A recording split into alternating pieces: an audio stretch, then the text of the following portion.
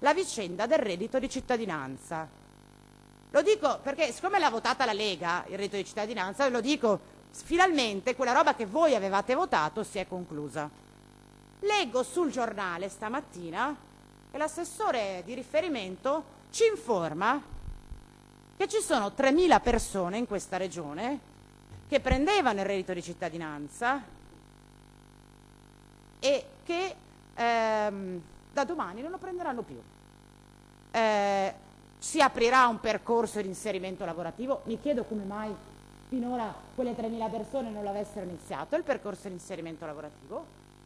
Mi chiedo se davvero, appunto, come a battuta appena detto il consigliere Pan, erano tutti fannulloni che stavano sul divano e che adesso finalmente andranno a lavorare.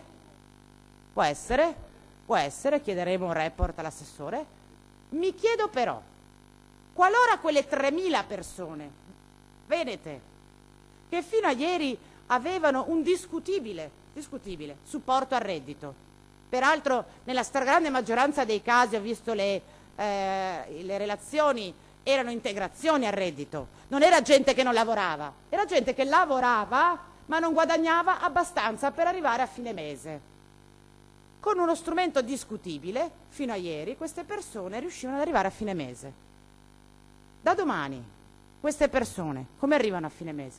Fanno il percorso di inserimento lavorativo. Me li vedo già domani mattina prendere e fare questa cosa. Ma da qua a fine anno, quelle 3.000, no 3 milioni, 3.000 persone, cosa fanno? Ora faccio questo esempio per dire, se io devo fare una manovra di assestamento, me lo pongo questo problema? Perché lo Stato e il governo abbiamo capito cosa ha detto.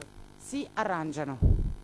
Ma quelle 3.000 persone, da quando non prendono più l'assegno di reddito di cittadinanza, a quando troveranno un lavoro forse, andranno ai comuni a chiedere una mano, andranno ai servizi sociali a chiedere guardate che io l'affitto non lo posso pagare, oppure non pagheranno l'affitto visto che questa è una regione che non integra neppure le risorse nazionali per le locazioni e le morosità incolpevoli, ma ne parleremo alla prossima manovra di bilancio. Va ai comuni, va dal comune, dal sindaco e gli dice sa che c'è signor sindaco? Io fino al mese scorso prendevo 542 euro di integrazione al reddito, non lavoro, ho un figlio da mantenere, ho un anziano non autosufficiente, cosa faccio?